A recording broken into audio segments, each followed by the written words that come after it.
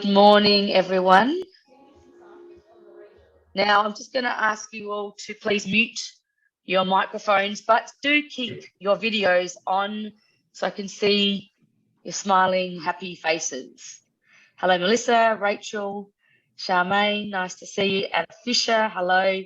I'm loving your wine in the can. Anyone who loves a glass of wine, Zonti's Footstep have wine in a can. It's amazing. Pia, Amelia, Amy, hello. Please, I encourage you to put your videos on, but mute your microphones if I can remind you, please. It's a great pleasure to be seeing you all this morning. Hi, Sarah. Hope you had a good run. I did.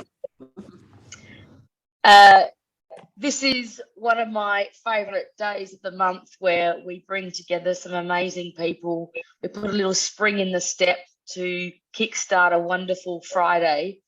And I'm very pleased to welcome Christine Locker and Michelle Mehta, who are our speakers this morning, who are going to share some insights with you all. And of course, my partner in crime, Anthony Amrit. Lovely to see you, and Julia Halifax, thank you. So I start by acknowledging the traditional owners of the land in which we all meet. Some of us are in Adelaide, some of us are in New South Wales, and some of us are even beyond that. Michelle is joining us from the US today. So I acknowledge the Gunner land on which I sit upon and respect elders past, present, and emerging. I just want to check in with everyone to please mute your microphones. I can see a couple of people that haven't, so if you could just do that for me, I'd be grateful.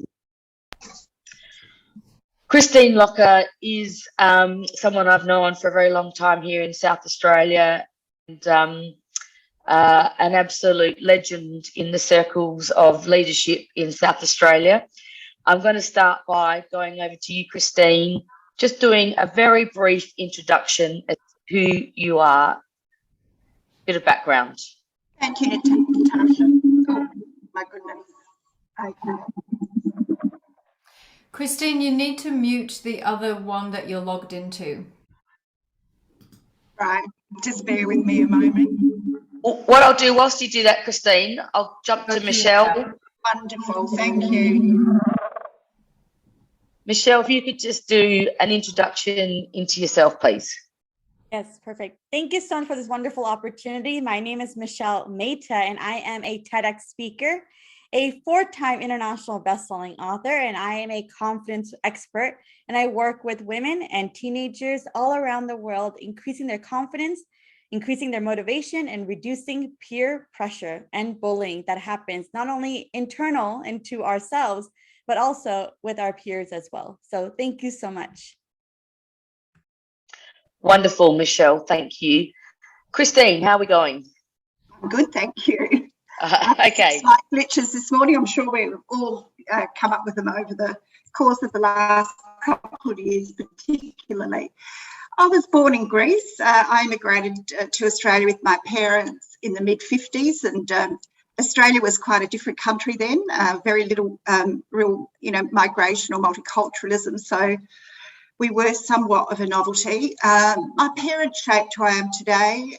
Through them, I learned the love of family, hard work, and a Greek word called philoxenia, which is hospitality. As an adult, I've led a fabulous, fulsome life, bask in the unconditional love of my daughters and my grandchildren.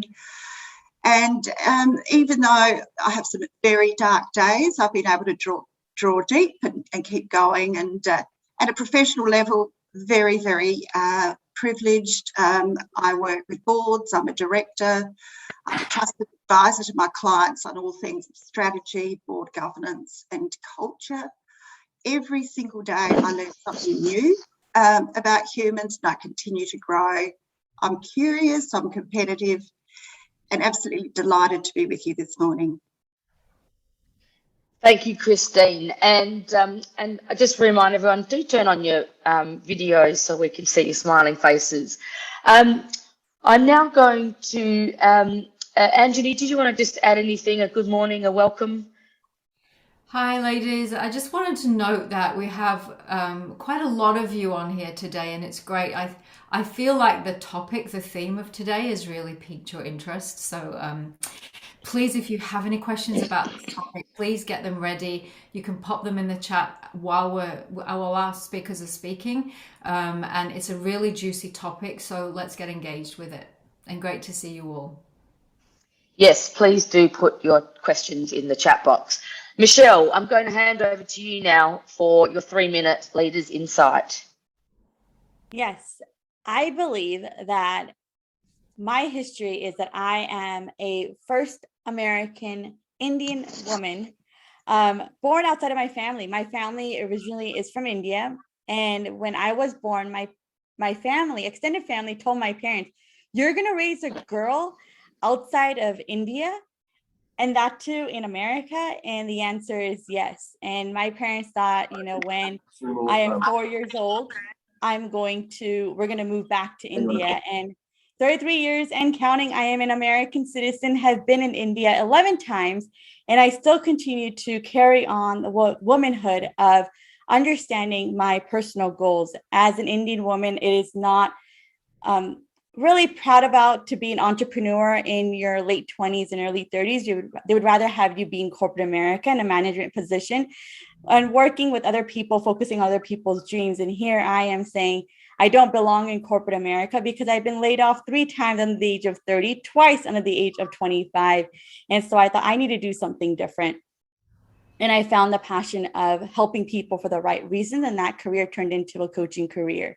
And I was initially working with women, focusing on their self-worth, understanding that they put themselves first, and slowly started working with teenagers as I've asked multiple teenagers, about 100 at a time, saying, "Do you have evil voices inside of your heads?"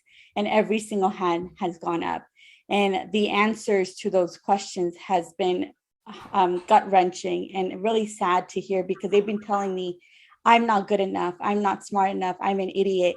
I'm overweight." And mind you, these kids are only 11 to 14 years old. And that's how I became a person of understanding that it's not just what society says it should be, it's about what you want to put yourself through. And that's basically how I got into what I do right now, is showcasing the message of understanding that it's all about what you want, and no one's going to do you more than you're going to do yourself. Thank you for that question, Natasha. Wow, there's some powerful insights in that 3 minutes. So thank you, Michelle. Christine, I'll now invite you to share your insights. Look, I believe very strongly in a statement that was made by, in fact, a US military Lieutenant General David Morrison. He stated that the standard you walk past is the standard you accept. I guess the only way that we could really bring about substantial change is to actually call behaviour, because invariably it's those behaviours that hurt, and really whether it's a culture or hurt the individual, it's those behaviours invariably that are the cause of the toxicity. So what I'd like to say is, every time we accept the status quo of poor behaviour, we're endorsing it. And I think today, as a community of women and men in leadership, we all need to say we won't tolerate poor behaviour, whether it's bullying, whether it's harassment, whether it's demeaning or whatever. We need to call out such behaviour regardless of the position of power it holds, or where it sits within an organisation or in society. In a recent report into bullying, which I'm sure that you'd all be aware of, that one of the key issues that holds people back is that bystander effect. I think that, it really goes for all of us, but especially for those that are in leadership positions. Every time we see something, every time we accept what we see before us, we're endorsing it, we're condoning it. And we should demonstrate that we just won't tolerate it anymore. It's not comfortable. Calling it out can actually, you have a price to pay often for doing that. However, if we don't, what we're saying to our kids, it's too hard, let's put it in the too hard basket, and then they're liable to do the same thing. You know, they will then more likely be complicit and apathetic bystanders as well. So I hope following our discussion today that as the community, we really will be those role models saying that if something's not right, it's not right. And we won't walk past that standard or accept that behaviour. And if we care about our community and value our own integrity, we need to be courageous, and you need to call it out.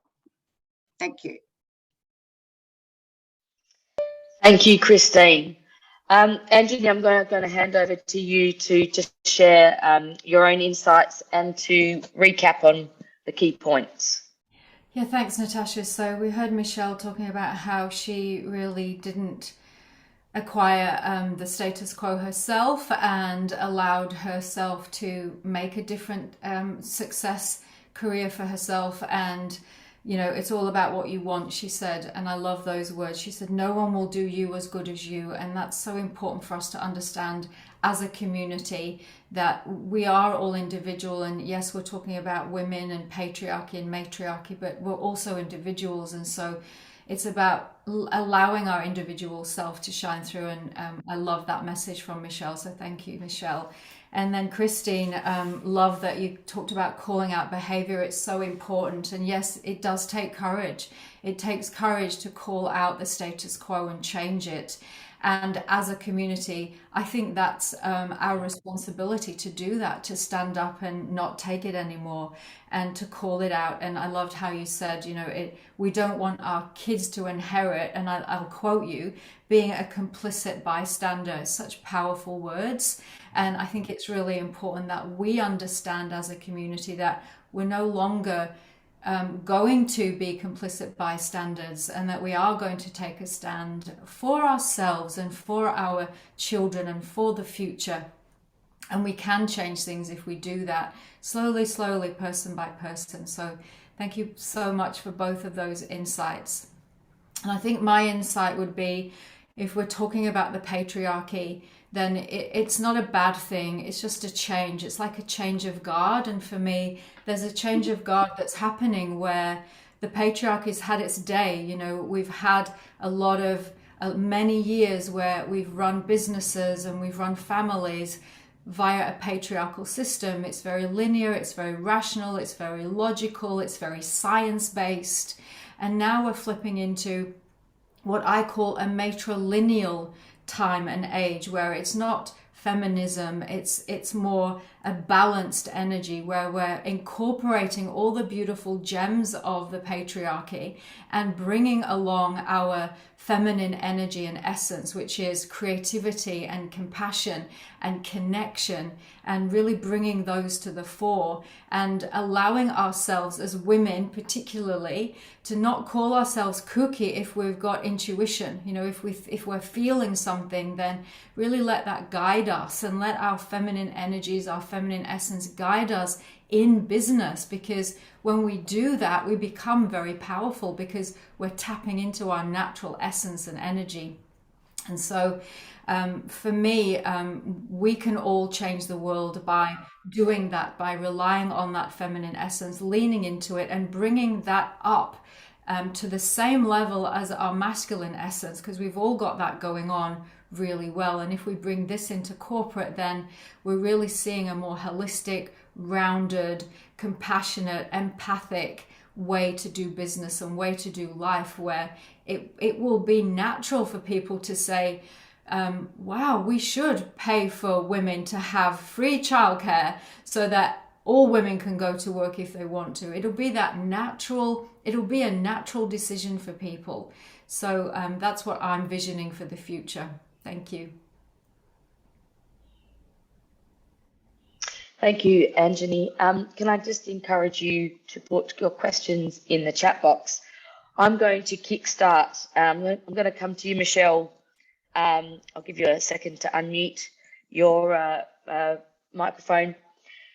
Michelle, just picking up what Anjani just said then about this natural compassion in life and shifting away from a sort of that more patriarchal way of how we've done things before. And you also touched on before, you were working with young women, and you mentioned those sort of dark thoughts. Can you just share with me an example of where you're seeing this shift and how you're helping maybe move this shift in your life? Yes, absolutely. So basically what happens is that when we have a goal, we are action driven with that goal. We put everything behind that energy and moving it forward.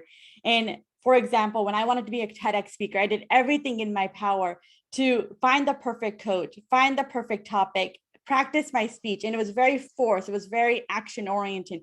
And that's how our masculine energy shows up in our body.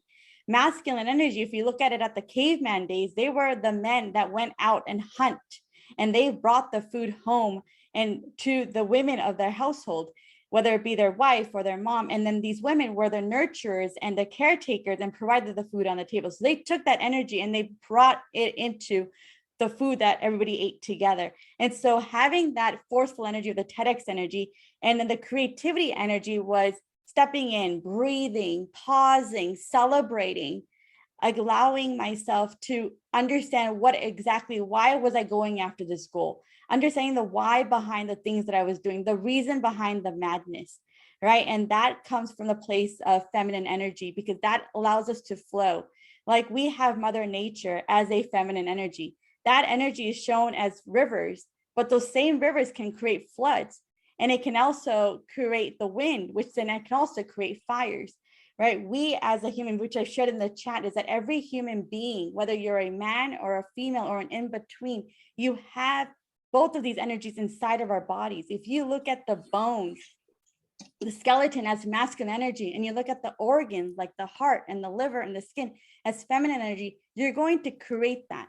It's what you want to do with that. And there is no right or wrong when you decide to do something or you decide to be something. The doing is the masculine, the being is the feminine. And so it's how you see life, right? It's, I want to do a TED Talk, but I'm being a TEDx speaker, right? Through my messaging. So I hope that answers your question, Natasha. A lovely insight. Thank you, Michelle. And I think, and what I love about that is there's a very practical application in your response there. Christine, when we all hang up from this call today, we go about our lives, we go to the boardroom tables, we go into the office. What do you think we can? What are you seeing changing, and what can we all do to make a change? I think that we've got to start with ourselves to make that change. And by that I mean, you talk about dark thoughts in children, they're dark thoughts in adults as you go through life. It's and sometimes those dark thoughts are crippling. We see it in anxiety. The important thing is that if you're able to realise and connect that that is a thought that's going through your mind, it's not you, and being able to shift that thought, I think it starts to help your self-esteem. So if you're walking into the bedroom, not the bedroom, let's start again. If you're walking into the boardroom and you walk in, or the bedroom, a lot of the next thing was, and there are a lot of males, so let's hope it's not the bedroom. So you walk into the boardroom, there's a lot of males about, and you look around and, you know, there's that little voice in your head that goes, oh my God, you know. Well, what I do, and it's taken a few years to get to that point, is I go, you know what, they're no more or less than I am. And so I see those people as individuals. I see them as equal to anything that I might be bringing to the table. So that's one little thing. It doesn't matter who I'm with. Secondly, it's really very important to be able to, through some tools, etc., to shift those thoughts, to not engage with those thoughts. It changed my life dramatically. I went through a period where I was absolutely, I felt my body was spinning out of control. And I found a book called Power Over Panic, and it changed my life because it actually did allow me to see that I had control. I actually do have control of my thoughts. And for me, it's so empowering because I can walk into those situations and have those difficult conversations if I need to, Natasha. And I think it's important that we work with ourselves first to be able to best position ourselves to deal with that and deal with it comfortably. Yes, fantastic. Anthony, did you want to just comment on that? Because I'm sure you have got sort of another layer of insight to that. Yeah, I'll give you an example of how the feminine and masculine energy played out for me. So I had a 16-year career as a corporate lawyer, and I drove that career from my masculine energy without any of my feminine energy. And how it showed up was this: I wore trouser suits, I wore flat boots, I had my hair cut short, I swore a lot. I'd come to work as a guy, and I unconsciously was doing it. I didn't realize I was doing it, and I completely lost touch with my feminine energy. And so I was very driven, much like Michelle, and it was all action-based and very forced, and it exhausted me. You know, at the end of the day, I was absolutely spent.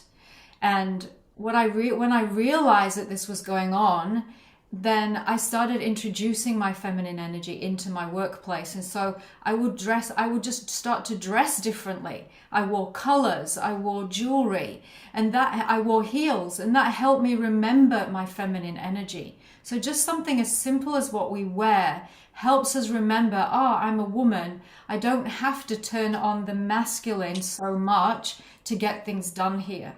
And then it helps us show up more. You know, being who you are at home with your kids is a very powerful energy that we can bring to work.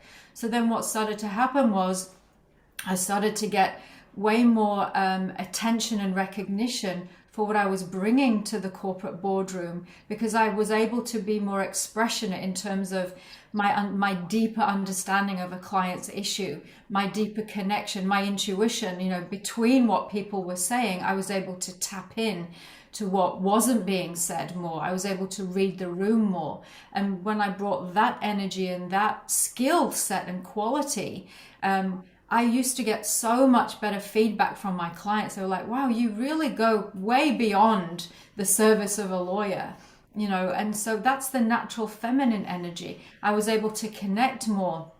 I was more approachable. My peers were saying, wow, you just seem a lot softer, because I was scary. Like, I scared the hell out of people. And they would say, oh, you're so much softer now. And it was only because, and it was very intentional. You know, I did it very intentionally. And it was hard at first, but the more I practiced it, the easier it got. So even something simple like dressing differently to work, popping on your heels will help you really start to connect with that natural energy. You've got it in there. You do it when you're around your kids, you know, you're natural at home. So it's just about intentionally bringing it to work. Michelle, you made a comment in the chat that every human being has masculine energy and feminine energy. And we've got some males and females, because I just want to be really clear about you know, the types of energy. Can you just share another insight into how you see this in your day-to-day life, or what the opportunity is for everyone on the call? Yeah, absolutely. So basically what happens is that when you look at the human body, right? Well, my example is of the human body. When you look at the human body, you look at the bones. The bones are dense, the bones are heavy, right? And that basically keeps us upright, that keeps us standing, that keeps us sitting. But the organs are the subconscious, right? Our heart is beating without us telling us it's beating. A heart is an organ. You think about the liver, you think about the things that are happening in our stomach, right? You think about the organs that create life, right? Those are all happening at a subconscious level. So if you think of masculine from a conscious standpoint, and you think about the feminine from a subconscious standpoint, you're going to start seeing how the being and the doing come together, because the being happens at an unconscious level. And the doing happened at the conscious level. We decide at that moment we want to go achieve something. We all decided this morning we're going to hop on this call, right? And so that was the action we took. Being here is that we're all have our cameras on, we're all smiling, we're all engaged, we are all taking notes because of the wisdom that has been shared on these calls, right? So that's how you can start thinking. You take a deep breath is a conscious, but the way you let it out is a subconscious. So you're taking in masculine energy, but you're spreading out, you're breathing out feminine energy, right? If you look at it from a practical standpoint, right? And there is no judgment of whether you're a male or a female, or if you're an in-between like we have here in the transgender world, right? Because even an animal has bones and organs. A dog has a bone and has organs. A cat has the same thing, right? It's just how we see that. Every person, every human being, every animal has a conscious and a subconscious, right? And how we tap into that on a day-to-day will help you achieve your goals at a deeper level of understanding that you have to be first before you do. You have to be alive first to wake up in the morning, right? You have to be alive and do something. So I hope that it answers your question, Natasha. Thank you. And yes, we always, I think, want to have a conversation around this forum about, you know, what's practical for everyone. That's the conversation I like to flesh out. And just going to Melissa's question in the chat, and I might throw this to you, Christine. Melissa's saying, and I'm just if I don't get this question right, Melissa, just jump in. But I guess there's a shift around, let's say the boardroom table, and there's change of optics where there's a deliberate attempt to say we need to think about a women speaker, or we need to bring women in, versus it being more natural. Have I got that right, Melissa? How do you see it playing out, Christine, that we move to this more natural shift in thinking rather than something that is a bit more forced? Thank you, is the perfect word. Natasha, well, I actually liked the idea that they even think about it. So that's a start, I guess, that they are thinking that there needs to be, or perhaps should be, more women. Whether the reason is just for optics or because we just add another dimension, we'll leave that for another day. But I think I know some women speakers. I've been invited on panels several times, and I personally do ask who's going to be on the panel, etc., etc. And if I find I am the only woman amongst quite a big panel, I do ask if there's other women that are going to be joining, what's happening, etc. I think I also think, though, and this might be a little bit controversial, but women have more reservation about putting their hands up. I've been in recruitment now for 30 or 40 years. Oh, too many to think. And the number of times I've had males apply for things and very few females. I've purposely contacted females who could absolutely do the job. But, you know, a female will tend to say, look, I can do 50% of this, but I haven't done the other 50%. Whereas the male would totally discount that and say, of course I can do that. I think women themselves need to just, and I'm not suggesting that there aren't factors that might impact on them applying for that role, but we should take a few more risks to put ourselves out there and to be at those tables. I've recruited some very senior positions recently, and it was really, really interesting. It was a global search, and the number of women I spoke to who said to me, can't move right now because of the family and my partner's role, etc. There were very few men had that same conversation with me about whether they can move because of their partner's role, etc. So I think we do need to actually perhaps be a little bit braver and put ourselves in those situations. And Melissa, to your point, I always, if there's a panel of 4, I would like to see 2 women in that panel, not because of quotas or numbers, but because I know that the dialogue and the discussion is going to be far more impactful. Thank you, Christine. So we are out of time. Yeah. So I'll just do a wrap up. So thank you all for everyone who's joined us today. A very rich discussion. If you have any other comments, if you want to join the discussion further, then please contact us. You'll get an email. Michelle does have a book out, so we'll send you details of her book. And thank you for joining us. It's great to have you all, and it's great to see all your lovely faces. And I think we need to continue this conversation. It's a really important conversation that we need to have, both men and women, to understand how we can move this forward. So thank you so much. Thank you. Yeah, be brave. Sorry, my earbuds just dropped out. Be brave, everyone. That's I think a nice message for today. Thank you, Christine, Michelle, Anjani. Enjoy your day, everyone. Bye. Bye, ladies. Have a great day. Be courageous. Thank you so much. I really appreciate it. Thank you. Thank you. That was great.